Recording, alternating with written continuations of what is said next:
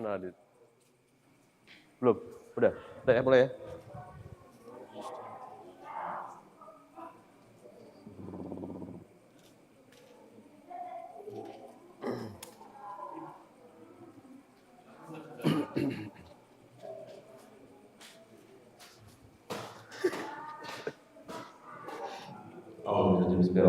Assalamualaikum warahmatullahi wabarakatuh. Waalaikumsalam warahmatullahi wabarakatuh. Alhamdulillahirrahmanirrahim. Allahumma sholli ala Muhammad wa ala ali Muhammad. Rabbi sholli sadri wa yassir amri wahlul 'uqdatam min lisani yafqahu qawli. Alhamdulillah atas izin Allah kita hadir di kajian Kasmaran, kajian Sakinah Maulana Muhammad Semarang, di mana alhamdulillah roadshow kali ini ada di Kota Kaliwungu, Kabupaten Kendal, dan ada di Masjid Qalbus Salim. Masya Allah, terima kasih untuk para jamaah takmir yang sudah memberikan kami tempat ya untuk bisa bersilaturahim di sini. Dan tentunya malam hari ini kami juga didukung teman-teman dari Haja Event, Muslim Brotherhood, Muslim Basketball Semarang, Jahara Movement, didukung juga oleh Bayagan Santri Indonesia, dan juga live dari podcast YouTube juga Dawang Semarang. Baik, malam hari ini saya Obin tentunya bersama dengan founder dari Dawang, yaitu Ustadz Alfian Yusuf, yang akan membahas satu judul Ayah Bunda Sabar Saja Gak Cukup. Nah, apalagi teman-teman yang baru saja menikah atau yang akan menikah nih ya. Mungkin ada yang belum menikah di sini, sepertinya sudah menikah semua ya. Masya Allah. Alhamdulillah juga ada yang hadir bersama dengan pasangannya, sama istrinya ya, sama putra putrinya. Alhamdulillah dibawa semua ini sekalian nanti jerit malam nanti kita ya. Baik, Ustadz Alfian, assalamualaikum Ustadz. Assalamualaikum warahmatullahi wabarakatuh. Alhamdulillah kita sampai di kota selain Semarang Ustadz ya. Iya, di Kaliwungu. Masuk tahun kedua berarti ya? Tahun ketiga? Tahun ketiga. Ketiga ya, Masya Allah. Itulah teman-teman namanya sharing, namanya dakwah tuh tiba-tiba udah 3 tahun aja gitu.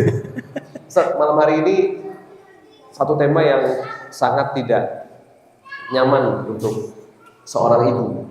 Kenapa? Karena ibu ini kan paling sering berinteraksi dengan anak. Dan istilah VOC, ya, pendidikan VOC itu ada dari representasi dari seorang ibu. Kalau saya tahu di YouTube dan juga di TikTok dan di Instagram ada namanya Mak Damis kalau nggak salah namanya. Beliau tuh orang Blora kalau nggak salah. Beliau tuh VOC banget pendidikannya. Jadi anaknya benar-benar dikerasin, dan itu memang relate sama ibu-ibu zaman sekarang. Bahkan ibu-ibu di FB Pro itu pun banyak yang ya seperti itu, bangga dengan ke-VOC-annya. Nah, kalau menurut Ustaz gimana nih? Dalam Islam gimana?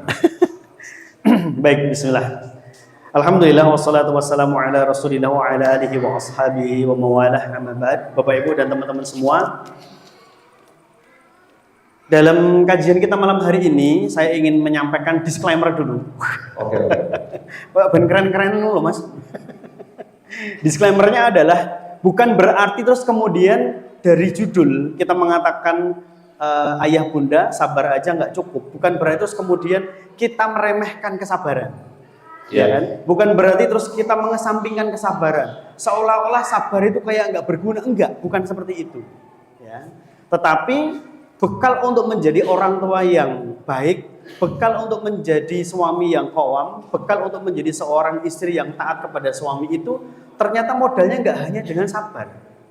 Ada banyak bekal yang lain. Sementara kalau tadi ditanyakan oleh Mas Obin, kalau ternyata lawang judulnya saja sabar aja nggak cukup, ternyata malah justru nggak sabaran gitu loh. Sabarnya aja nggak dapet gitu loh. Apalagi next tahap yang selanjutnya gitu kan. Maka yang pertama adalah kesabaran itu menjadi sesuatu yang wajib, yang mutlak ya, bahwa orang-orang yang beriman itu kan dikatakan bahwasanya as-sabru lil iman kami selihi ra'sun fil jasad. Sabar pada keimanan itu permisalannya seperti kepala pada jasad seseorang. Jadi sabar itu menjadi sebuah kedudukan yang sangat vital. Ya, tetapi ketika kita berumah tangga, ketika menjadi seorang suami, menjadi seorang istri, mendidik anak, ternyata meskipun sabar itu vital, nggak cukup dengan sabar saja. Apalagi nggak punya sabar, lah kan tambah mengerikan lagi. Isinya baku-baku ya tadi ya, emak-emak VOC ya, VOC. dalam mendidik anaknya gitu kan, dengan suara keras, dengan didikan yang kasar gitu kan, dengan apa ya, bentuk ya segala macam kekerasan yang ada, ancaman-ancaman gitu kan. Ajar we gitu. Nyuruh anaknya untuk mandi aja pakai sapu. Atau buang sapu loh, kan? Kalau mama saya itu cuma sekedar gitu doang. Langsung kayak oke langsung pulang. Ya memang ini ya ada tahapan-tahapan dan Itu juga bahasa cinta, Sa. oh bahasa cinta ya. Ada tahapan-tahapan yang mungkin hanya sekedar memperagakan saja gitu loh. Karena memang yang namanya cemeti atau pemukul itu memang diperlukan, dijadikan sebagai aksesoris di rumah. Sebagai bentuk ancaman kepada anak, kalau kamu tidak mentaati peraturan, kalau kamu nggak taat kepada Allah, kalau kamu melanggar aturan-aturan dari Allah, ada cemeti, ada pemukul yang siap untuk menghukum kamu. Sebetulnya itu adalah bentuk psikologis ya, cuman memang nanti terkait dengan masalah eksekusi untuk memukul anak itu ada aturan-aturannya di dalam Islam, diatur oleh para ulama, diatur oleh Rasulullah SAW. Ya. Jadi ketika seorang anak itu melakukan kesalahan, tidak terus kemudian langsung dipukul, enggak. Orang tua harus bisa memberikan sebuah screening dulu. Anak saya melakukan kesalahan karena faktor apa? Jangan-jangan dia melakukan kesalahan karena dia tidak tahu kalau itu salah. Ya kan? Mungkin di kesempatan kasmaran sebelumnya sudah pernah saya contohkan ketika Rasulullah SAW melihat beberapa anak-anak kecil di kota Madinah itu yang suka main ke sana kemari, mereka bermain di kebun-kebun kurma. Jadi sebuah kesepakatan tidak tertulis adalah ketika buah kurma itu jatuh, maka boleh diambil oleh siapapun. Sehingga anak-anak itu pada pergi ke kebun kurma. Zaman dulu kan memang yang namanya bahan makanan itu kan menjadi sesuatu yang amat sangat berharga ya. Jadi anak menemukan kurma 1 genggam, 2 genggam itu dia bawa pulang itu sangat berharga sekali. Nah ketika ternyata banyak anak-anak yang bermain di sekitar kebun kurma, sehingga yang datang belakangan kan nggak kebagian kurma yang jatuh. Akhirnya mereka mengambil batu dilempari. Nah, kayak kecilnya siapa? Mas Ovin dulu kayak gitu? Saya nggak gitu, Sa. Kalau saya lebih suka hal yang ekstrim lagi. Dan. Apa? Saya pesen Indomie 3, bayarnya 1. Ya kan? Jadi kayak masa kecil kita dulu lah. Nyuri pohon mangga tetangga gitu, jambu tetangga gitu kan. Jadi pada ngambil batu dilempar supaya jatuh. Kan kalau jatuh kan haknya siapapun, tapi dia dilempar gitu kan. Ini kan anak kreatif ini kan. Dia berpikir out of the box. Maka Rasulullah menyampaikan, tidak seperti itu, nggak boleh dengan cara seperti itu dilarang. Ambillah kurma yang sudah jatuh. Tapi ketika masih berada di atas, jangan dilempar. Nah ini adalah sebuah sikap yang bisa kemudian diambil kesimpulan oleh para ulama bahwa Rasulullah itu menilai bahwasanya anak-anak itu nggak tahu kalau melempari kurma supaya jatuh itu dilarang.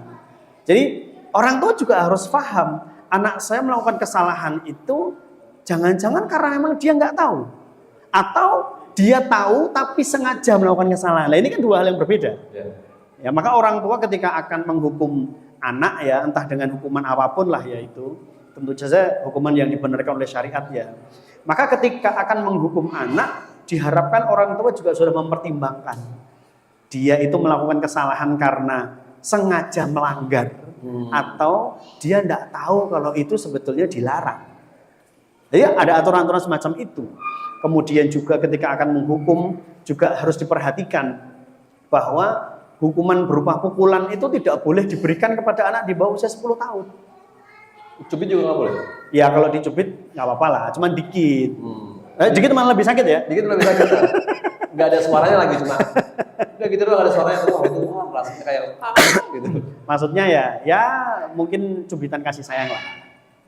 Artinya bahwa pukulan yang diperintahkan di dalam Islam itu adalah berlaku untuk anak yang berusia 10 tahun ke atas. Gitu kan. Kemudian juga ada aturan di mana memukulnya adalah di tempat-tempat yang tidak berbahaya. Memukulnya tidak dengan kekuatan penuh. Wah, itu kan kayak apa? Dulu zaman apa ya? Smackdown. Ya. Tidak dengan kekuatan full power, enggak. Terus kemudian memukulnya tidak boleh dalam durasi yang terlalu cepat, interval yang terlalu cepat. Plak itu enggak boleh. satu berhenti, tetap nggak mau, satu lagi. Cek 1 hari kemudian lamaan ya. Jadi nggak boleh yang kayak wah itu. Berulang-ulang ceplok itu nggak boleh. Berarti di kisos bapaknya nanti ya. Nggak ada Pak. Termasuk di satu tempat itu terus juga nggak boleh. Jadi misalkan di kaki kanan ya, di paha sebelah kanan, terus di situ terus nggak boleh, harus dipindah karena kalau di situ berulang-ulang terasa sakit banget gitu kan. Maka jangan di situ terus. Jadi memang ada aturan-aturan semacam itu, dan ketika anak dipukul, kemudian dia minta ampun, dia minta maaf, dia menyebut nama Allah, harus segera dihentikan. Jangan sudah ampun kamu dari dulu minta ampun terus ya. Astagfirullahaladzim, rasa nganggo dah. Enggak kayak gitu. Tetap harus ada ukurannya. Dan saya baca artikel kalau seorang bapak keras ke anak, itu udah pasti kecewa si anak tersebut. Dan beberapa teman saya yang mohon maaf ya, yang tidak normal, cowok tapi apa namanya lembek dan lain-lain. Tulang lunak di presto ya. Itu kebanyakan emang bapaknya keras. Entah keras ke dia juga, ada yang keras ke ibunya, dia lihat gimana Ustaz? Iya memang betul. Jadi kekecewaan seseorang, terutama anak ya, terhadap bapaknya, itu terus kemudian menjadikan seseorang itu terus kemudian berubah sifat dan karakternya, ya kan? Misalkan nih, kemudian si anak, atau contohnya gini, anaknya perempuan misalkan, dia melihat bahwa sosok bapaknya itu sosok yang sangat keras, suka melakukan kekerasan di dalam rumah tangga, entah kepada si anak maupun kepada si ibu. Bisa jadi si anak perempuan ini tidak suka dengan sosok seorang laki-laki, sehingga kemudian dia berpikir bahwa ternyata laki-laki seperti itu ya, seperti bapak saya semua. Sehingga suatu saat nanti ketika saya dewasa, saya nggak mau punya suami. Jadi pasangannya mencari sesama perempuan. Atau ya itu tadi, seorang anak laki-laki yang melihat bapaknya seperti itu, sehingga terus kemudian saya nggak mau jadi bapak yang kayak gitu. Terus kemudian jadi laki-laki yang melambai, yang tulang lunak tadi. Sehingga ya itu menimbulkan efek psikologis, sehingga terus kemudian menjadi sebuah penyakit mental, penyakit kejiwaan. Cara mencegah agar seorang bapak yang notabene memang jarang ketemu anak, tapi pas ketemu malah momennya kok pas nguras emosi. Nah itu gimana Ustaz agar melatih? Ya wajar, namanya manusia kan, kita punya keterbatasan emosi ibaratnya gitu kan. Apalagi laki-laki yang sering mengedepankan aku nih kepala keluarga loh. Itu gimana agar kita bisa? Iya, jadi terkait dengan ini ya, mungkin ada beberapa orang tua yang mereka itu bekerjanya, seorang ayah ya, bekerjanya di luar kota atau bahkan di luar negeri, sehingga intensitas ketemu dengan anak itu sangat minim, ya kan? Maka kalau dalam kondisi seperti itu, mungkin di beberapa kajian sebelumnya sudah pernah disampaikan. Contohnya Nabi Ibrahim alaihissalam, gitu kan meninggalkan anaknya, meninggalkan istrinya, ibunda Hajar dan juga Ismail dalam sekian tahun, gitu kan. Itu dalam kasus semacam itu, ketika bapak-bapak sekalian mengalami kasus yang semacam itu, maka sebisa mungkin ketika ketemu dengan anak, ketika ketemu dengan istri, jadikan sebuah waktu pertemuan itu adalah waktu pertemuan yang berkualitas. Jadi kalau bahasa kerennya sekarang adalah yang diutamakan adalah quality time. Meskipun pertemuannya itu singkat, mungkin dalam waktu setahun itu cuma ketemu 2 kali dan durasinya cuma 2 minggu gitu kan. Sebisa mungkin itu adalah waktu yang berkualitas. Rasa cintanya, rasa sayangnya, perhatiannya dicurah-curahkan di waktu itu. Sehingga dari sisi kedekatan emosi antara orang tua dan anak itu benar-benar bisa terjalin dengan baik.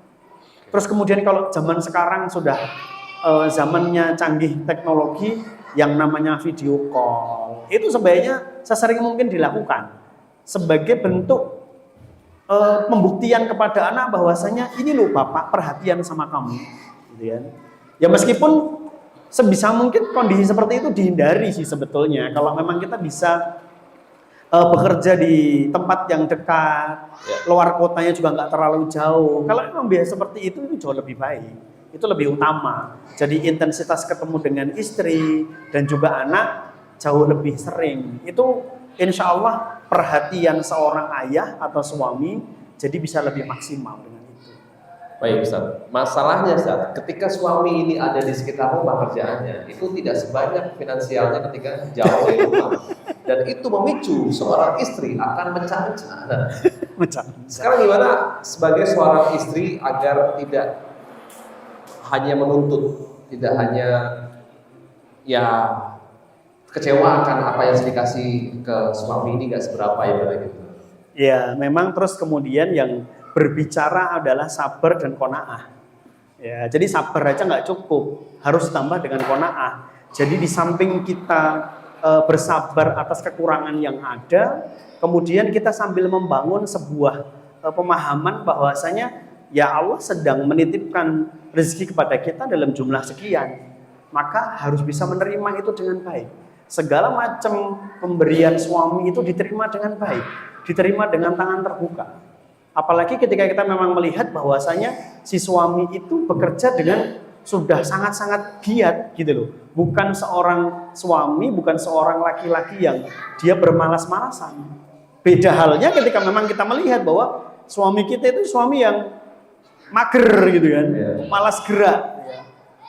Di rumah dari pagi sampai sore, nggak pernah ada aktivitas pekerjaan dan seterusnya gitu kan.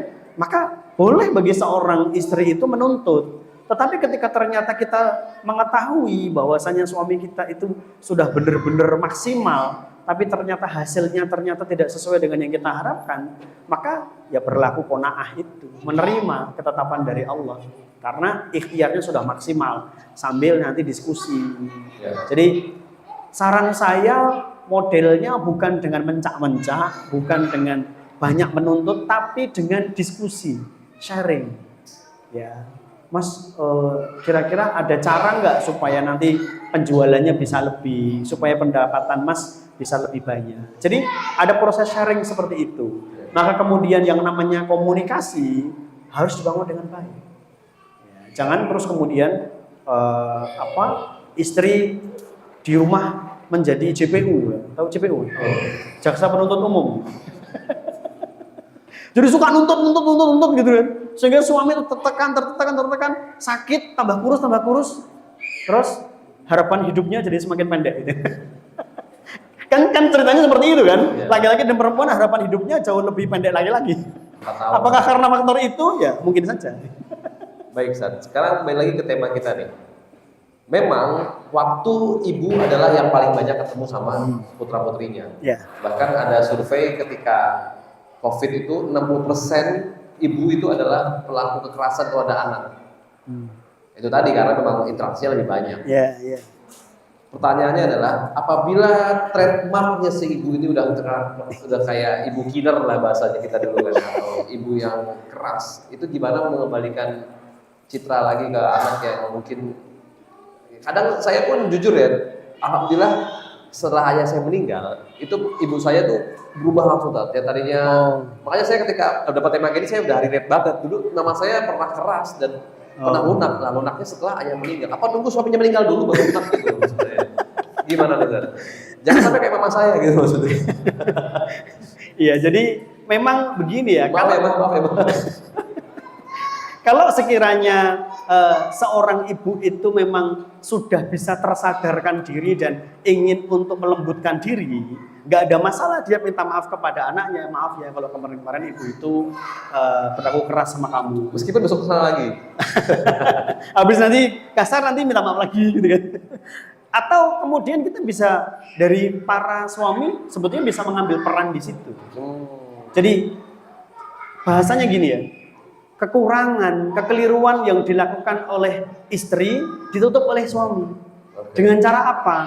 Ketika misalkan anak dan istri itu habis konflik, mungkin anak susah untuk mengerjakan PR, diajari nggak bisa-bisa gitu kan, ibunya marah-marah gitu kan, maka setelah itu suaminya ambil peran. Bukan malah manasin ya, ibu ngono orang nangis. Iya, jangan seperti itu, jangan malah justru ngomporin ya kayak api dalam sekam ya. Kan tahu kan makanya bapakmu gini gitu malah jangan ya. Jadi jangan seperti itu, tetapi malah justru seorang ayah hadir untuk menenangkan anak.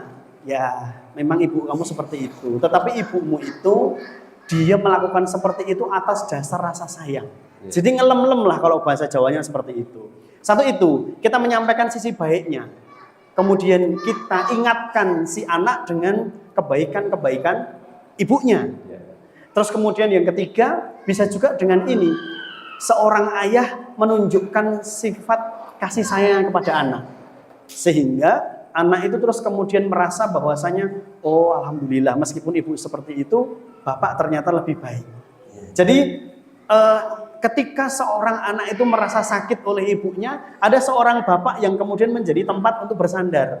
Dan sebaliknya, suatu saat misalkan seorang suami atau seorang bapak itu melakukan kesalahan, berbuat kasar atau keras, ibunya hadir menjadi tempat untuk bersandar bagi anaknya. Itu anak jadi, ya alhamdulillah, kena situ ada obatnya di sini, kena di sini ada obatnya di situ, gitu. Jadi anak saya itu dua-duanya kan cowok, Ustaz. Kalau saya pulang dia peluk saya, berarti mesti marahin di sini. Kamu dimarahin mama kamu ya gitu. Iya. Ini istri nanti nonton. Enggak, dia denger tapi. Oke, Ustaz.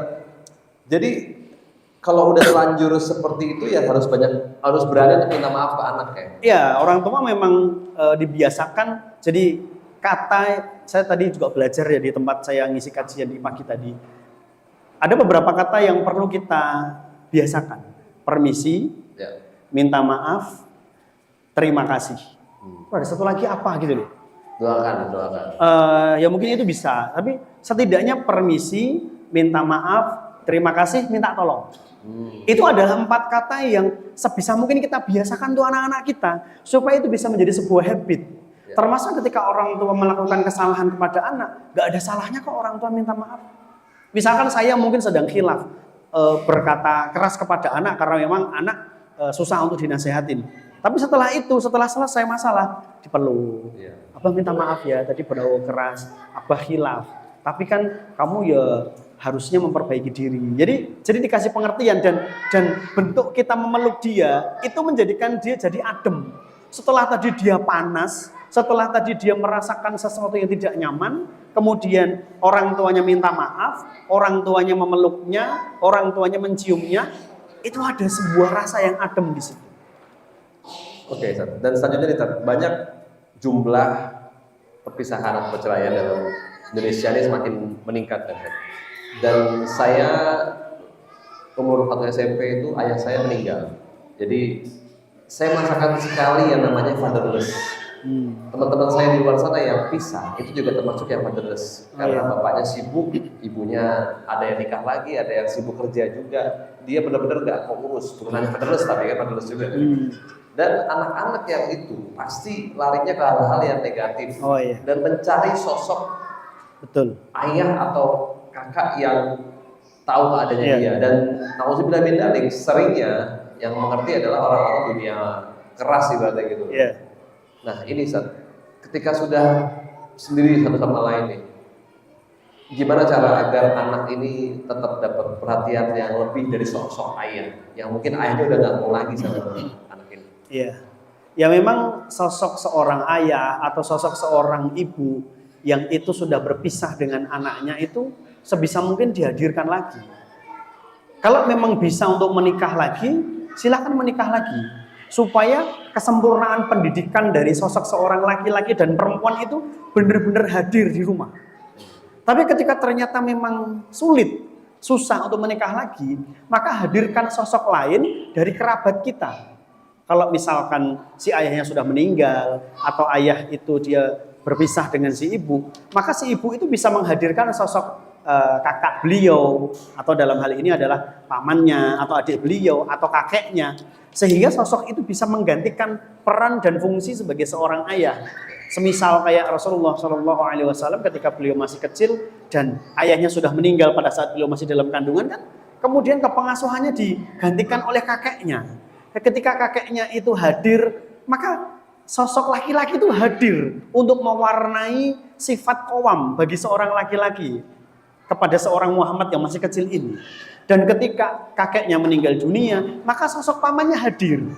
Jadi itu sesuatu yang Masya Allah, yang luar biasa. Nabi Isa alaihissalam lahir dalam kondisi beliau tidak punya bapak. Maka terus kemudian hadirlah saudara atau kerabat dari Maryam yaitu Nabi Zakaria.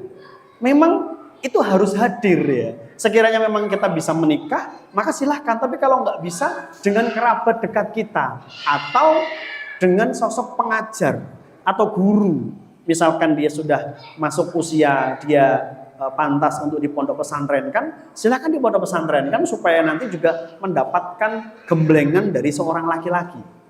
Sehingga yang namanya kepengasuhan dari seorang laki-laki dan perempuan bisa sempurna di situ.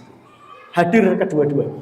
Jadi harus dipaksa untuk mencari sosok Sebisa laki-laki mungkin atau- ya, sebisa mungkin seperti itu supaya nanti proses pembelajaran bahwa seorang anak itu harus belajar dari sosok laki-laki dan harus belajar dari sosok perempuan itu benar-benar hadir ke semuanya. Iya sih, saya merasakan itu Ustaz. Ketika ayah saya meninggal itu, saya mendapatkan sosok ayah itu ya ketika masuk ke kajian ini. Oh, ada yang bimbing, ada yang bina bimbing. gitu ya. Dan itu Betul. sekitar 15 tahun setelah ayah saya meninggal baru ketemu. Jadi dalam kesendirian itu tuh benar-benar nggak tahu Ustaz, sholatnya udah bener apa belum. Iya. Ini aku Jumatan apa enggak gitu. Iya, betul. Jadi benar-benar Maka- kayak nggak ngerti itu. Betul, dikhawatirkan adalah ketika terutama ayah ya, sosok ayah itu tidak ada atau sosok pengganti peran ayah itu tidak ada. Dikhawatirkan nanti si anak itu akan mencari apa bahasanya Pelarian, adalah kan? ya pelarian. Dia mencari pelarian, dia mencari perhatian dari lingkungan sekitar. Ya. Yang kadang-kadang pelariannya itu adalah tempat-tempat yang nggak baik, tempat-tempat yang nggak bener, bersama dengan anak-anak yang suka nongkrong-nongkrong sambil belajar merokok, sambil belajar makan pil obat penurun panas tapi 10 biji ya gitu. Komik ya. Atau obat batuk Iya. cair tapi 10 saset gitu kan. 10 kardus Ustaz. 10 kali. Nah khawatirnya kan terus ketemu dengan komunitas yang semacam itu sehingga terus kemudian malah justru mewarnai. Cuman mohon maaf ya kalimatnya mungkin jelek ya. Sialnya adalah komunitas itulah yang siap menerima si anak ini. Khawatirnya kan begitu. Kalau ternyata komunitas itu tidak menerima, alhamdulillah dia bisa mencari komunitas yang lain. Alhamdulillah masuk ke komunitas remaja masjid lah atau komunitas-komunitas keagamaan yang banyak menerapkan hal yang positif di situ. Tapi kalau ternyata hadirnya mereka itu malah justru di geng-geng anak-anak pang, Ya. itu kan kasihan sekali. Oh iya, satu lagi dah, saya baru keinget nih. Jadi ada teman saya juga, dia fatherless bukan karena ayahnya meninggal, tapi memang bapaknya tuh super patriarki. Dia pengen anaknya tuh jadi polisi, pengen jadi tentara. Gitu. Akhirnya dia nggak betah di rumah, dia kabur dan sejak itulah dia ketemu almarhum Ferry Budiman Oh itu. dan akhirnya dia jadi pengedar narkoba Pengedar. di Semarang. Semarang. Masya Allah. Dan ternyata punya bapak pun yang nggak mengerti anak juga bahaya. Iya bahaya. Maka sebisa mungkin ya Bapak Ibu dan saudaraku semuanya, kita sebagai seorang ayah, sebagai seorang ibu itu bukan hanya sekedar kita mengutamakan, ya kalau dengan relate dengan tema kita ya, bukan hanya sabar saja, tapi jadilah orang tua yang bisa mengerti. Dalam arti begini ya, bisa mengerti anak itu bukan berarti terus kemudian kita memberikan lampu hijau terhadap semua keinginan anak, enggak. Tetapi jadilah orang tua yang bisa memahami.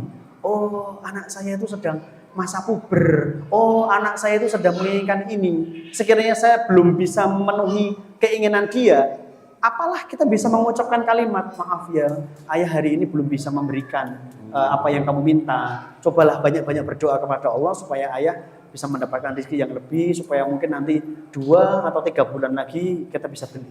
Ya. Jadi proses komunikasi itu sebaiknya dilakukan.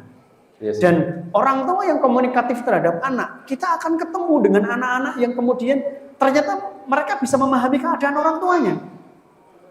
Yang kadang-kadang menjadikan orang tua jadi terharu ketika anaknya bisa mengerti orang tuanya. Kan jarang ya anak bisa mengerti orang tuanya. Contoh nih, saya pernah dapat cerita. Keluarga itu adalah keluarga yang tidak berkacamata. Tapi kemudian anaknya itu minus. Sehingga butuh kacamata. Diajak oleh ayahnya dan kondisi ekonominya memang sedang tidak bagus pada saat itu. Tapi pada saat itu ayahnya sudah menyiapkan uang untuk beli kacamata. Diajak ke toko kacamata, sudah dicek minusnya berapa, dibelikan. udah dibayar sama ayahnya, begitu pulang sampai rumah anaknya rogoh kantongnya dan kemudian mengganti duit ayahnya itu. Ya, ini uang untuk beli kacamata tadi dari uang saya saja. Lu jangan, ayah sudah punya uang. Enggak, anaknya ayah yang pakai kacamata cuman saya. Ini buat ayah saja. Itu kan orang tuanya kan bisa jadi akan terharu betul. Akan ada anak-anak yang semacam itu ketika orang tuanya itu benar-benar bisa mencurahkan rasa kasih sayang, bisa memberi pengertian yang baik kepada anak, gitu kan? Pola komunikasinya adalah pola komunikasi yang positif, Dua arah ya. Dua arah. Itu akan muncul anak-anak yang semacam itu. Ketika ternyata di pondok pesantren ada penggalangan dana sertifikat wakaf 1 meter berapa? Di sini 1 meter berapa? 500.000. 1 meter 500.000. Kemudian anak-anak ketika liburan semesteran itu pulang dengan membawa proposal itu, ini dapat edaran dari pondok pesantren untuk wakaf 1 meter perseginya 500.000. Ternyata orang tuanya nggak punya duit. Ketika anak itu kembali ke pondok, orang tuanya dikirimi oleh ustadznya, Bapak dan Ibu, ini kami kirimi 1 sertifikat tanah 1 meter persegi atas nama anak panjenengan. Loh, siapa yang beli? Anak jenengan sendiri, katanya dia menyisihkan uang sakunya atas nama keluarga wakaf 1 meter persegi. Itu kan orang tua siapa yang gak terharu melihat anaknya kayak gitu?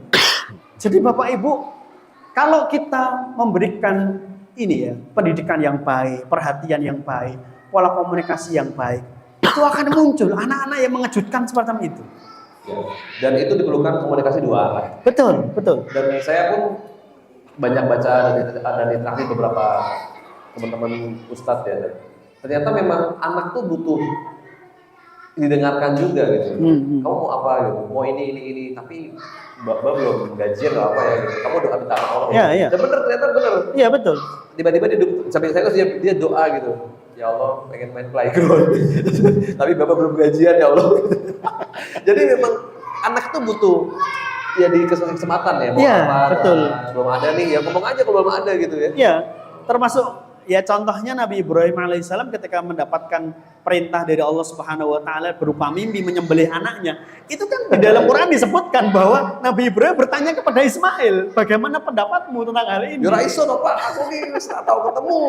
Itu kan iya, Harus itu kan gitu menunjukkan, betul. Itu menunjukkan bahwasanya ternyata ada ruang bahwa anak itu punya waktu, punya kesempatan untuk dimintai pendapat oleh ayahnya. Apalagi ketika si anak itu sudah mumayyiz, sudah akal sehatnya sudah bisa bekerja, dia sudah bisa membedakan yang benar dan yang salah. Maka ruang-ruang bagi orang tua untuk mereka itu minta pendapat kepada anak sebaiknya dibuka. Jangan menjadi orang tua yang diktator. Pokoknya manut, pokoknya kamu besok harus jadi tentara. Meskipun ayah nggak jadi tentara. Ya, jangan kayak gitu. Tentara rendah nanti ya kamu ya. Saya jadi ingat teman saya dan beliau nauzubillah min dzalik sampai usia 35 ini belum nikah karena ibunya maunya dia sama polisi gitu. Saya bilang aja wis tapi polisi tidur wae tuh. Karena ngeri dan memang harus ada gitu dan itu sangat-sangat gak nyaman. Akhirnya beliau memaksakan diri untuk kerja di luar agar nggak di rumah. Oh iya. Dan itu gimana saat memahamkan ke orang tua yang mungkin ada yang seperti itu yang mohon maaf kolot gitu. Ya memang sih ketika orang tua terlalu kolot, terlalu memaksakan kehendaknya, itu kan dikhawatirkan malah justru yang terjadi kontraproduktif. Si anak tidak semakin tambah sayang kepada orang tua, tetapi malah si anak malah justru merasa nggak nyaman kalau dekat orang tuanya. Jadi tinggal satu rumah dengan orang tuanya, merasa nggak nyaman. Dia lebih memilih untuk pergi kerja di luar kota supaya jauh dari orang tuanya. Ini sebetulnya adalah pola asuh yang kurang tepat. Karena sebisa mungkin, apalagi ketika tadi berbicara masalah nikah ya, berarti anak itu kan sudah usia siap nikah. Kalau di dalam fase-fase pendidikan anak, bahwa anak berusia 15 tahun ke atas itu malah justru orang tua seharusnya menjadikan anak sebagai teman. Banyak diajak sharing, banyak dimintai pendapatnya, terus kemudian diberi kesempatan untuk berperan di dalam rumah itu gitu kan. Harapannya adalah supaya anak merasa nyaman. Oh, suara saya didengar. oh pendapat saya diterima. Dan proses penerimaan itulah yang menjadikan anak kemudian merasa nyaman tinggal di rumah. Gitu. Sehingga ketika terjadi sebaliknya, dia di rumah merasa tidak nyaman, terus kemudian dia merasa nyaman di lingkungan yang ada di luar, di tempat-tempat hiburan malam, ya dia setiap malam akan ke sana. Jadi hadirkan tempat yang nyaman bagi anak-anak kita ketika mereka pulang ke rumah. Bahwa kita menjadi orang tua yang menyambut mereka dengan kedua tangan kita secara terbuka, kita ajak diskusi, kita ajak ngobrol, itu insya Allah perkembangannya bagus. Masya Allah. Tapi insya Allah kalau yang ada di semua kan soleh-solehan semua bapak ibunya ya. Oh ya, alhamdulillah. Anak-anaknya juga soleh-solehan semua. Jadi amin. Amin. Ini untuk orang yang di luar ya. Dia lagi nyimak di YouTube nih, insya Allah. Oke, untuk jamaah di sini yang mau tanya boleh. Kalau misalnya mau langsung pakai mic boleh, atau mungkin mau hanya ditulis di tulisan juga boleh, silakan ya. Oke, sebelum masuk ke pertanyaan dari jamaah, apa yang harus dilakukan untuk orang tua yang pernah yang punya luka masa lalu? Masih punya rasa kayak ya dulu saya diginiin sama bapak saya, sama ibu saya, anak saya juga harus begini loh. Iya, memang luka pengasuhan di masa lalu itu seringkali membekasnya itu terlalu dalam, sehingga terus ya maaf ayah, ada sebagian yang kemudian pengen melakukan hal yang serupa kepada anaknya, dikhawatirkan seperti itu. Maka ya ini sebelum kita menjawab yang tadi ya, sebisa mungkin kita sebagai orang tua jangan sampai membuat luka pengasuhan kepada anak-anak kita. Khawatirnya nanti dia melanjutkan kepada anaknya. Tapi bagaimana kalau sekiranya sudah terlanjur, saya dulu sudah pernah merasakan luka pengasuhan dari orang tua saya. Maka proses selanjutnya adalah penyadaran diri. Penyadaran diri dalam arti adalah, Tuhan, kamu diperlakukan seperti itu, enggak seneng kan? Kamu enggak suka kan diperlakukan kayak gitu? Maka jangan kamu perlakukan anakmu seperti itu. Jadi proses penyadaran dirinya dibangun. Jangan proses pembalasan dendam, gitu kan? Proses penyadaran dirinya yang dibangun. Kalau kamu memang enggak suka digitukan, berarti ya jangan besok kamu melakukan hal semacam itu kepada anak-anak. Gitu. Saya waktu kecil tuh jarang dapat pelukan dari bapak saya kan, karena beliau tuh kerjanya bukan setiap Senin sampai Jumat, tapi setiap hari kerjanya kan. Oh. Dan saya selalu bilang ke anak saya, bersyukur kamu ada bapak di sini temenin. Dan itu ternyata sangat mengubah pola pikir anak juga, dan akhirnya anak makin gampang untuk komunikasi ke kita gitu. Mau ini boleh nggak? Akhirnya ada seperti itu Sar. Yang sebelumnya mungkin ya gen alpha bahasanya gitu kan ya, ngomong tuh kayak jeplak aja gitu. Makan langsung gitu dulu tuh, sebelum ada kayak heart touching seperti itu. Dan ternyata sebagai seorang ayah tuh juga harus sadar bahwa ya lu kan baru pertama kali jadi bapak ya, harusnya ya ada kurangnya, ada lebihnya ya harus sadar itu dan harus minta maaf ke anak tadi gitu. Iya betul. Proses itu harus dijalani supaya nanti juga anak itu bisa belajar. Oh, dulu orang tua saya ketika dia melakukan kekeliruan, kesalahan itu tidak sungkan untuk minta maaf kepada saya. Maka besok hal-hal baik yang dilakukan oleh ayah saya itu akan saya turunkan kepada anak saya. Jadi proses pendidikan yang baik yang dilakukan oleh orang tua, ketika anak itu merekam itu dengan baik dan dia merasakan kenyamanan itu, maka akan tumbuh ya keinginan bagi dia untuk juga kemudian meneruskan kebaikan itu kepada anak-anak mereka. Harapannya seperti itu. Amin. Baik, silakan untuk jamaah yang ingin bertanya boleh angkat tangan atau mungkin tulis di kertas. Untuk yang akhwat silakan. Boleh Bapak Ibu. Oke, baik, silakan. Boleh aja biar kelihatan. Mic boleh. Biar suaranya kedengaran. Sambil berdiri boleh Pak. Nama siapa? Akun TikToknya apa?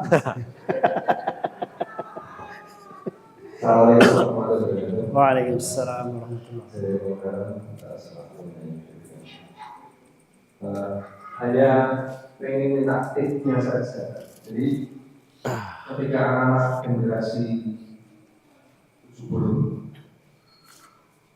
itu yang bagaimana kerasnya pendidikan orang tua kita. Oh iya. Dan alhamdulillah saya mengalami itu. Maksudnya dari cara betul kata yang luar biasa keras. Kan tidak cuma itu. Makanan juga itu Iya. hampir setiap hari. Iya, betul. Dan itu ketika itu sebelum saya saya punya ngomongan bahasanya, dan ketika mata-mata berjalan itu luar biasa marah. Salah saya itu apa saja. Iya. Tapi ketika saat sini saya mulai bisa menyadari bahwa memang satu hal yang saya ingat dari bapak saya itu ketika beliau pulang Margawi, hal pertama yang ditanyakan kepada saya ketika ketemu dengan saya dan saudara ketika sama, Mas sholat belum? Kalau jawabannya belum, Yesus akan sholat.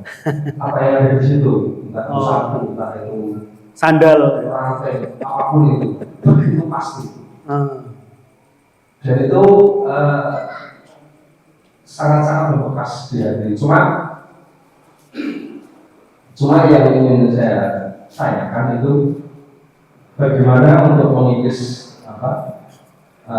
pola asuh, karena itu benar-benar Terekam betul ya. spontan alam bawah sadar itu ketika saya khususnya melihat anak-anak melakukan satu kesalahan yang sekiranya dan itu saya sering bersilaturahmi dengan istri. Oh. Sudah puasa belum? Baru pada kata beliau gitu ya. Puasa belum? Saya pada besar. Nah itu sebenarnya dalam hal itu pengen pakai bahasa yang santun. Kisarannya diamin. Karena saya pernah seperti itu dari bapak itu sakit sebenarnya. Iya, iya. Sakit hati. Tapi berjalannya waktu bisa benar. Yang saya takutkan ketika saya seperti itu, anak saya sampai nanti tidak bisa menerima bapak kok jangan amati sama aku. Mungkin saya tetap mohon tipnya atau untuk bisa menitis Ya, meredam emosi ya. Ya, ya. Assalamualaikum warahmatullahi wabarakatuh. Waalaikumsalam warahmatullahi wabarakatuh. Ya, bagi saya kita sebagai orang tua bisa meredam atau mengendalikan emosi, apalagi ketika dulu kita pernah mengalami kekerasan yang semacam itu dari orang tua kita. Yang pertama tadi adalah penyadaran diri. Kita harus sadar bahwasanya, oh ternyata ketika saya diperlakukan keras seperti itu, saya tidak suka ternyata. Maka kesadaran itulah yang kemudian kita bangun pada diri kita, sehingga harapannya kita juga kemudian muncul sebuah kesimpulan bahwasanya berarti ketika anak saya itu saya kerasi, dia itu tidak suka. Seperti halnya saya dulu ketika diperlakukan seperti oleh bapak, saya tidak suka semacam itu. Ya. Jadi penyadaran diri dibangun. Kemudian yang kedua adalah ini ya, banyak-banyak berzikir kepada Allah. Ya, karena dengan kita banyak berzikir kepada Allah itu setidaknya bisa menenangkan hati. Ala bidzikrillahi tatma'innul qulub. Ketahuilah bahwasanya dengan berzikir kepada Allah itu hati menjadi tenang. Misalnya nih, kita sedang lihat anak kita melakukan kekeliruan, kesalahan, dan kemudian amarah kita itu sedang berada di atas kepala, di ubun-ubun, pengen diluapkan. Banyak-banyak berzikir, istighfar misalkan. Atau kemudian kalau yang dicontohkan Rasulullah, ambil air wudhu, sholat sunnah gitu kan. Sebisa mungkin amarah itu jangan sampai diluapkan. Karena kekhawatirannya adalah ketika seseorang itu sudah rasa amarahnya sudah diubun-ubun, itu terus kemudian menjadi gelap mata. Dan itu kemudian menjadi sesuatu yang disesali. Saya yakin kok para orang tua yang misalkan dulu ya, kita zaman pernah dikasari sama orang tua kita. Beliau itu ketika pernah melakukan kekerasan pada kita, setelah itu beliau menyesal. Benar enggak? Kita pun mungkin yang hari ini pernah melakukan pernah melakukan kekerasan pada anak kita, setelah itu kan kita menyesal. Astagfirullah, aku koyong ini ya. Maka dengan banyak berzikir kepada Allah, harapannya adalah hati kita menjadi tenang. Ketika melihat sesuatu yang buruk, yang tidak sesuai dengan yang kita harapkan, tidak terus kemudian menjadi orang yang sumbu pendek. Yeah. Harapannya adalah dengan tadi ya banyak beristighfar kepada Allah. Kemudian juga setelah tadi proses penyadaran diri, banyak berzikir kepada Allah gitu kan. Kemudian yang ketiga tentu saja dengan ilmu. Ya, dengan ilmu. Dengan ilmu itulah kemudian kita jadi tahu bahwasanya oh, kekeliruan seperti apa, kesalahan seperti apa yang itu bisa ditoleransi, atau kita bisa melakukan screening itu tadi yang saya sampaikan di awal tadi bahwasanya kita harus melihat dulu anak kita melakukan kesalahan itu karena dia tidak tahu atau dia sengaja melanggar. Sengaja melanggar pun bentuk hukumannya juga diatur oleh para ulama. Sehingga dari situlah kemudian bentuk hukuman yang kita lakukan itu adalah sebuah bentuk hukuman yang terukur, tidak membabi buta kayak tadi generasi mak-mak VOC itu. Jadi enggak semacam itu. Terus kemudian ketika ternyata kita sudah terlanjur melakukan kekerasan itu ya segeralah untuk minta maaf. Minta maaf kepada anak, sampaikan bahwasanya ayah atau abi atau abah melakukan tadi khilaf, tapi sebetulnya itu semua didasari pada rasa sayang abi kepada kamu. Sini peluk, dicium, yuk beli mie ayam, gitu kan? Ya beli mobil ya. Beli mobilan. Mobilan. Kalau saya tadi dinambahin Pak Dul ya. Kalau saya tulis, saya pernah kekerasan apa sama anak, pernah kasar misalnya ngomongnya, atau mungkin pernah dorong atau apapun itu saya tulis tanggal berapa, siapa, itu saya tulis. Biar saya kalau ngelakuin hal lagi inget lagi itu, biar nggak ada lagi. Itu mungkin jarang dilakuin ya, ditulis kesalahan-kesalahannya. Oh iya. Tujuannya apa? Sebagai laki-laki bisa mau jawab kan. Lo kalau ngulang lagi berarti lo nggak disiplin. Kayak gitu saya pengennya saya disiplin untuk nggak mengulangi kesalahan. Disiplin untuk diri sendiri ya. Untuk diri sendiri karena ya kita kan baru pertama kali jadi orang tua ya. Jadi wajar ada kekeliruan, ditambah sebelumnya hidup di jalanan kayak atau apapun. Jadi terbiasa dengan hal yang spontan gitu kan. Apalagi di jalan disebutnya panglima perang gitu ya. Atau mungkin apa. Jadi ya tulis aja kalau saya kan. Boleh. Ngelakuin hal ini. Ya, sehingga jadi pengingat-ingat ya, supaya besok tidak diulangi lagi. Supaya kalau lihat anak itu jadi mikir ya, Allah dulu parah banget dulu ya. Jadi ketika mau marah ingat itu, jadi nggak jadi marah lagi. Gitu. Minimal bisa meredam lah. Iya, boleh tuh. Ya karena kan ada orang yang mungkin ya tadi alam bawah sadarnya nggak pengen begitu.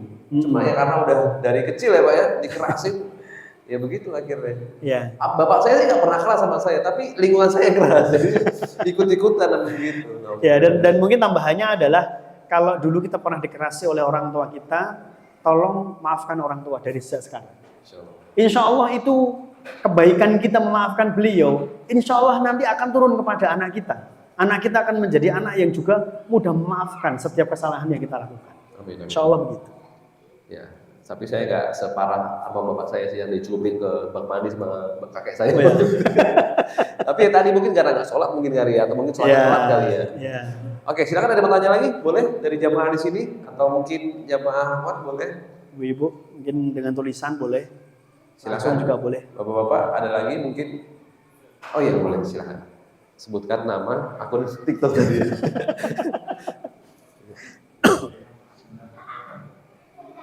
Nama saya Priyo. Iya. Mungkin kita sering ya ikut kajian Pak ini itu kan sering. Kebanyakan kalau kita dengarkan itu atau kita ikuti itu kajian parenting itu lebih ke pengalaman dari narasumber.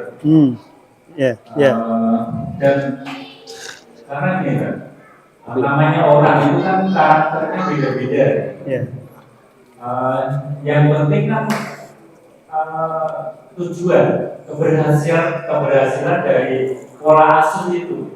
Mungkin satu anak ini nggak bisa kalau dia itu dari pola asuhnya yang lembut-lembut itu kan enggak juga. Iya, betul. Ada yang anak itu harus dengan pola asuh POC itu, bisa seperti itu. Tapi kan tujuan kitanya itu yang keberhasilannya itu. Tapi ya itu, kadang orang pendidik anak itu ada dua ya, ada keberhasilan secara agama atau keberhasilan secara dunia gitu. Tapi yang mau kita pilih kan tetap yang secara ini ya agama. Agama. Tapi tetap sama namanya manusia atau karakter atau sifat anak-anak itu juga beda-beda. Nggak bisa kita lembutin aja gitu. Tetap ada secara VOC-nya ada juga yang muncul. Itu kan sebenarnya yang kita ini kan yang penting keberhasilannya itu goalnya dari pendidikan itu, walaupun secara anaknya harus keras juga. Ya. Oke, terima kasih. Ya. Jadi begini ya. Yang pertama, berhasil dan tidak kita nggak ada yang tahu. Karena kasusnya begini.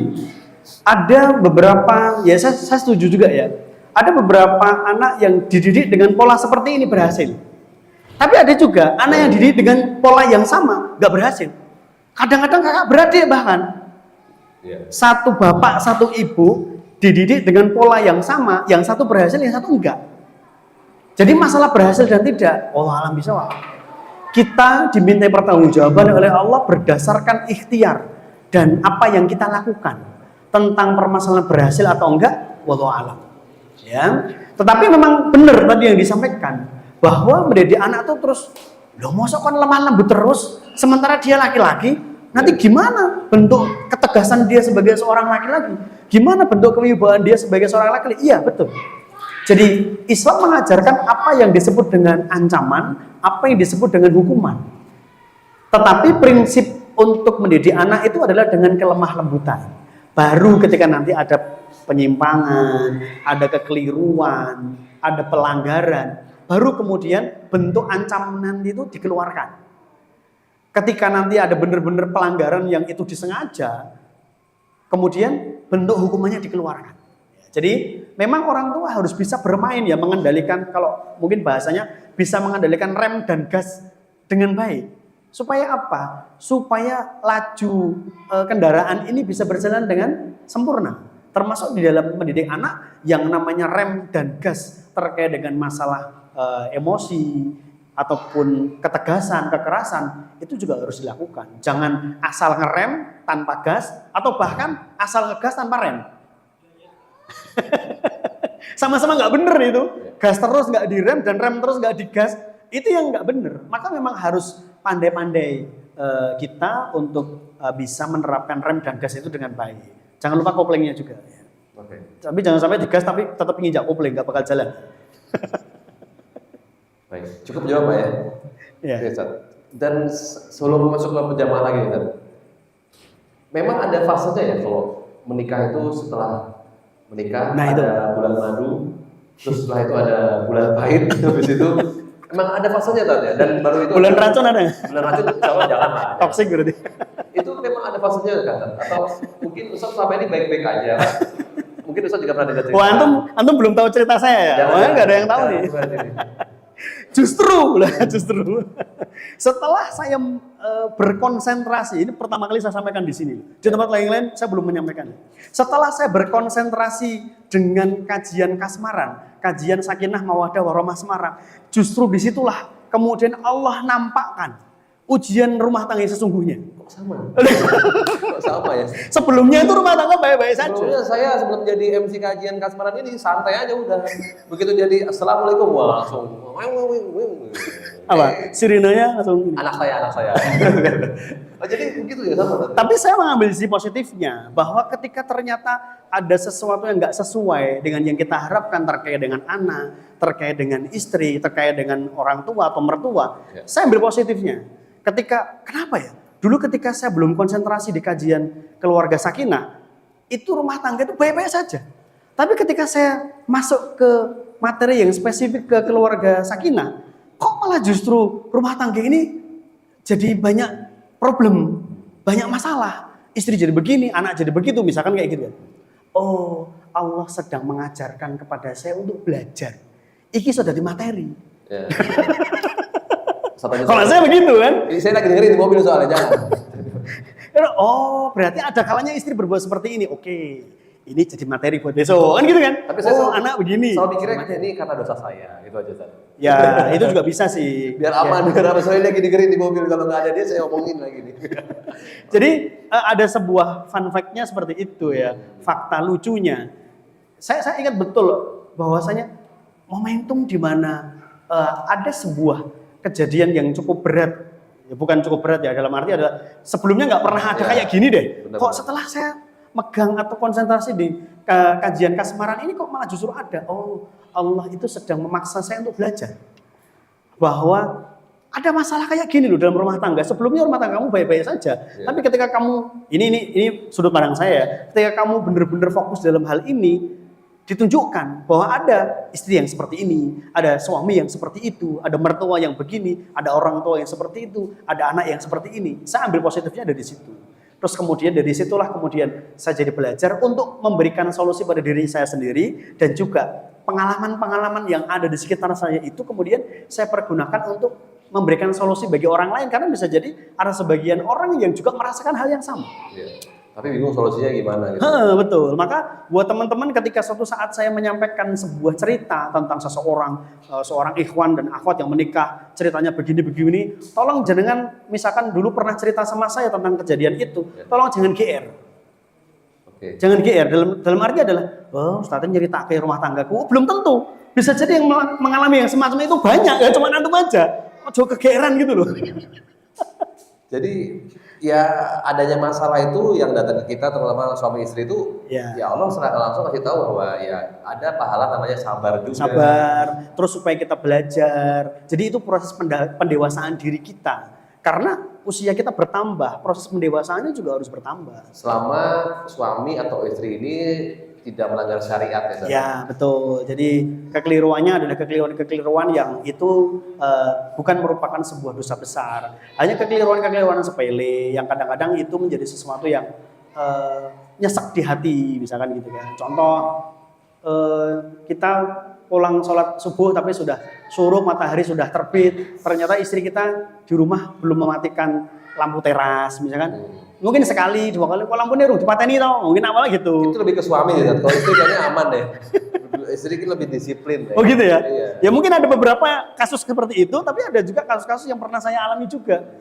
Loh hampir aku balik, rodo aman, wes yamene kok rodo dipateni. Itu sekali, 2 kali oke, tapi kalau berulang-ulang, kan kadang kita jadi merasa jengkel loh. Loh tak ada di peng piro, mereka kayak gitu kan.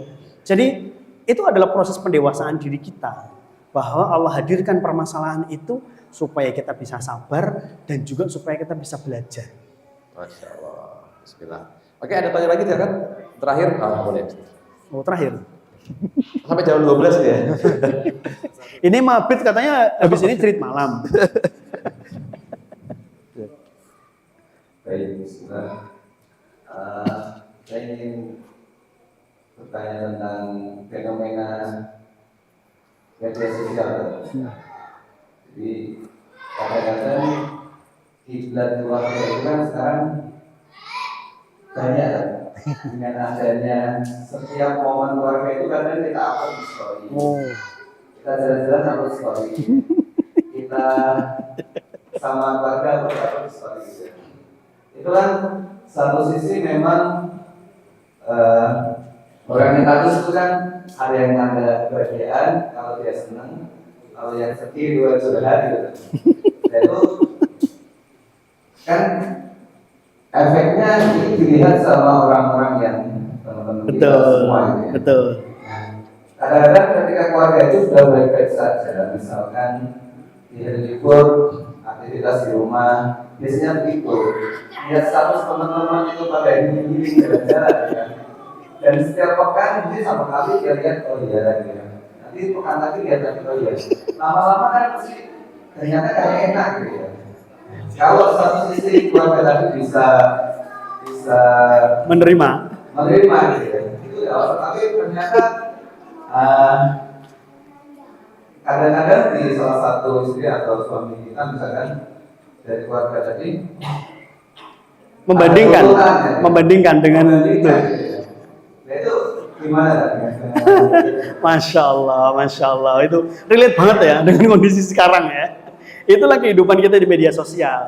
Catatan saya yang pertama adalah mereka yang melakukan kebiasaan, mereka yang melakukan healing, sesuatu yang indah bersama-sama, dilakukan secara sungguh-sungguh. Itu yang pertama, bisa jadi benar-benar bahagia. Atau yang kedua, pura-pura bahagia.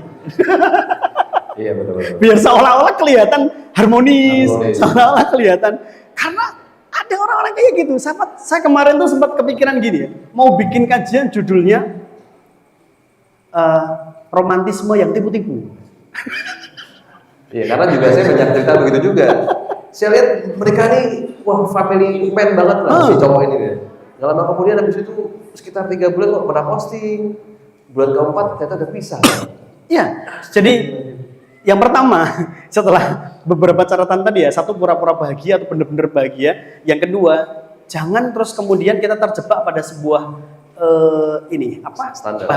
bahasa peribahasa Indonesia kan. Karena seringkali memang terlihat rumput tetangga lebih hijau. Iya. Itu kadang-kadang memang real kok. Bahwa orang-orang itu mengupload itu modusnya banyak. Entah memang dia ingin mengupload kebahagiaannya atau ingin menutupi bahwa selama ini rumah tangga saya banyak prahara, biar orang-orang melihat bahwa rumah tangga saya baik-baik saja, ini saya upload saja gitu kan. Jadi memang banyak hal. Sehingga kemudian yang perlu kita cermati bersama adalah satu orang berumah tangga itu harus punya visi, harus punya rel yang benar. Supaya apa? Dia nggak mudah terpengaruh sama yang lain. Standar kebahagiaan seseorang kan beda-beda. Mungkin bagi sebagian orang itu standar kebahagiaannya adalah makan di restoran mewah, terus pergi ke Dubai, pergi ke Abu Dhabi misalkan, menikmati gedung-gedung pencakar langit yang ada di sana, gitu kan. Mungkin sebagian standar kebahagiaan seperti itu, dan kita tidak perlu kok memakai standar kebahagiaan orang lain. Ukuran sepatu kita dengan ukuran sepatu dia beda, dan ngapain kita harus mengikuti ukuran sepatu dia? Jadi maaf ya, orang hidup harus punya prinsip. Kalau prinsip kita itu nol atau minim, kita akan mudah dipermainkan dengan apa yang kita lihat di media sosial. Padahal yang di media sosial itu tadi bisa jadi benar-benar bahagia atau pura-pura bahagia. Sudah kita terpengaruh, ternyata dia pura-pura loh, gak? Kan jadi bikin nyesek juga gitu kan. Wes not jadi kiblat malah jebule ya gur pura-pura. Itu kan nggak enak banget gitu kan. Maka sebaiknya kita punya prinsip dan disepakati antara suami dan istri. Ya bukan terus kemudian menjadikan sebuah pembelaan ya. Udahlah, kayak gitu kita harus punya prinsip sendiri. Gak usah kayak gituan ya. Sebaiknya itu diutarakan dengan cara yang baik. Keinginan kita seperti apa, sekaligus kita pertimbangkan kemampuan kita bagaimana, gitu kan. Jangan terus kemudian kemampuan kita terbatas tapi keinginannya setinggi langit. Nah, itu kan peribahasa Jawanya cebol gayuh lintang, gitu kan. Atau apa, cecak nguntal cagak. Aduh. Cecak tapi makan cagak ya segini ini, nggak mungkin kan. Maka harus diukur, kemudian disesuaikan. Karena beda-beda. Ada sebagian keluarga itu yang senang, bahagia ketika bisa mengajak istri dan anak-anaknya naik gunung, kemudian ngecamp di atas bukit atau di puncak gunung. Itu diupload, seneng. Kemudian dilihat sama istri, ikhwan yang lain. Itu loh jadi suami yang kayak gitu, ngajak istri dan anak-anaknya naik camping ke puncak gunung. Tapi ada yang mikir juga, kemen tuh anak begitu yang camping. Juga begitu. Jadi setiap orang itu memiliki persepsi yang beda-beda, gitu kan. Ada sebagian orang yang seolah-olah mungkin makan di restoran mewah itu sesuatu yang saya posting kan, dia sama anak istrinya di camping. Saya bilang sama istri saya, dia main di camping gitu. Terus saya bilang, kasihan ya, ngajak istri di camping. Padahal antum pengen. Padahal saya pikir dia sederhana banget gitu loh. Oh, sederhana. Karena memang kacamata kita beda. Iya, beda-beda. Gitu. Kacamata kita beda, standar kebahagiaan kita beda-beda. Maka jadilah orang yang sesuai dengan jati diri kita sendiri, gitu kan. Jangan mudah terpengaruh. Kalau mudah terpengaruh orang camping, kita ikut camping. Orang mancing di tengah laut, kita ikut ke tengah laut. Ya FOMO itu ya, fear of apa tuh? Yang paling saya takutin justru bukan missing out ya. Bukan sosial media orang yang sering healing, tapi adalah mulai banyak orang-orang yang punya quotes itu tidak ngambil dari Quran atau hadis, dan itu banyak pengikutnya. Entah itu dari psikolog, entah itu dari orang awam yang mohon maaf sumbernya bukan Quran atau hadis, dan itu jadi kiblat orang-orang kebanyakan, terutama di TikTok, itu harus bilang dari. Sampai saya akhirnya bilang ke orang itu gitu, standar kamu dari mana ambilnya, dari Quran atau hadis? Bukan, karena akhirnya istri-istri ini berdebat sama si ibu itu dan akhirnya membenarkan yang secara langsung timbul feminisme. Dan itu, nauzubillah min dzalik, followernya banyak, dan saat beliau itu si ibu-ibu ini posting itu banyak yang komen iya banget, iya lagi, seandainya suamiku tahu ini. Jadi itu banyak, bukan cuma satu. Dan akhirnya menimbulkan orang curhat juga di situ. Rumah tangga saya begini. Ya itu dampak negatif dari media sosial. Entah kenapa itu saya membuat diri saya pribadi jadi mikir untuk teman-teman di sini nih yang udah datang kajian, yang udah paham satu ilmu, yang baru paham satu ayat, kedua ayat, disampaikan aja. Kenapa? Kalau nggak kita yang nyampaikan keduluan orang-orang tadi itu yang sumbernya nggak dari Quran, nggak dari hadis, cuma dari pendapat dan juga pengalaman. Dan bisa jadi itu hanya lip service. Dia sendiri nggak kayak gitu loh. Dan dia ternyata ada jualan ibu dan lain-lain. Gitu. Ada hidden agenda di situ. Dan memang bukan sebenarnya Quran sama hadis, tapi maca muslimah, solehah gitu. Jadi kita dimanfaatkan ya. Benar, dan itu banyak yang kemakan. Karena jujur di luar sana banyak orang yang bingung cari teman curhat ibaratnya gitu. Nah, jadi alhamdulillah ini kan ada Masjid Qabul Salim yang di sosial media juga aktif. Nah, mungkin juga harus lebih aktif menggait ke dunia luar. Ya, saya sih kemarin sempat kepikiran bagaimana kalau kita bikin ruang sharing keluarga. Itu tapi kalau nanti dimulai dari keluarganya Mas Obin dulu deh. Nanti kalau bisa pakai nama samaran ya, jangan nama asli ya. Nanti ketahuan semua nanti ceritanya. Offline ketemu aja. Oke, baik. Dan Masya Allah ya, di akhir-akhir ini kita sering dapat, ini sebagai penutup tadi ya. Akhir-akhir ini kita sering dapat berita buruk tentang keluarga Islami. Banyak keluarga Islami yang solehah, yang soleh itu tiba-tiba akhirnya kekerasan, tiba-tiba akhirnya perselingkuhan dan lain-lain. Dan kita di sini mungkin lagi berjuang untuk memperbaiki diri kan. Akhirnya cita-cita sekitar kita ngomong, alah, semua akan pret pada waktunya. Nah, pada bilang gitu malah. Saya ada yang nge-DM gitu, Mas nanti semua akan mau foto gitu, mau apa lagi berusaha baik. Nah itu gimana Sat? Agar kita tetap istiqomah menampilkan kebaikan gitu. Walaupun di luar sana banyak berita buruk tentang dunia Islam. Iya. Jadi kalau kita tidak menampilkan kebaikan, khawatirnya, apalagi ini ngomongin media sosial ya, khawatirnya media sosial nanti akan diisi oleh orang-orang yang toksik. Jadi memang ya sebetulnya bukan, dan terus kemudian saya terus tidak menyalahkan mereka yang posting itu ya, enggak. Tetapi ayolah diisi dengan sesuatu yang positif. Jangan kemudian kita, mohon maaf ya, hanya pamer terhadap pencapaian yang kita miliki dan kemudian kita nggak sadar bahwasanya di waktu yang sama ketika kita memamerkan sebuah pencapaian kita, ada sebagian keluarga yang dia melihat story kita itu nyesek karena mereka mengupayakan untuk mencapai sebuah pencapaian itu dan nggak bisa berwujud, nggak bisa terwujud, gitu kan? Maka juga harus dipertimbangkan tentang permasalahan itu, sehingga sebisa mungkin ketika kita bermedia sosial ya sebaiknya bermedia sosial yang baik lah. Jangan sampai kemudian malah justru menimbulkan perselisihan, pertikaian antar antar suami dan istri. Harapannya seperti itu, bermedia sosial yang bijak. Gitu. Amin. Oke. Baik, ada yang lagi yang cukup? Cukup ya. Baik, Ustaz, mungkin kita tutup dengan doa. Silakan.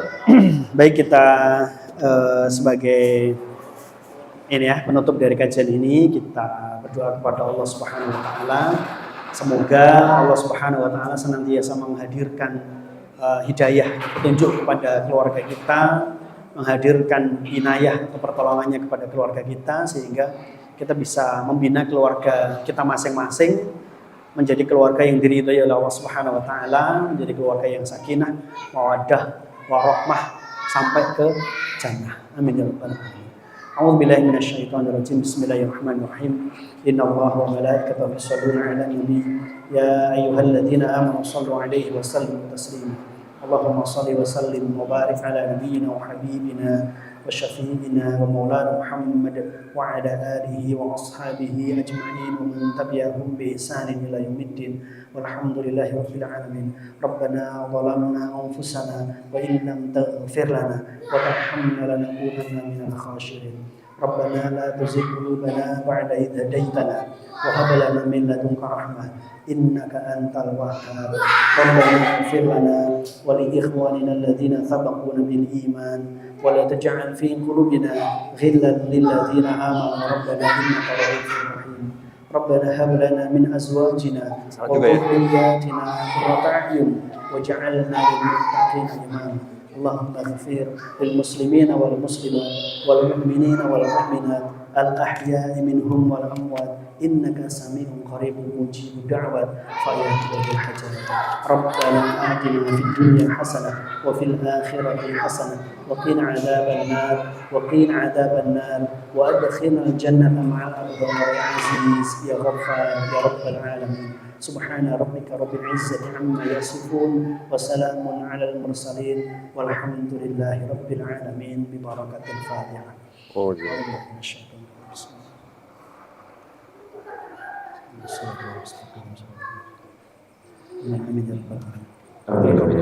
Baik, alhamdulillah semoga seluruh jamaah di sini dan juga yang menyimak secara online mudah-mudahan bisa bukan hanya sekedar sabar, namun juga bisa muhasabah dan juga bisa lebih kasih komunikasi ke anak juga dua arah, bukan cuma sekedar meminta menuntut anak.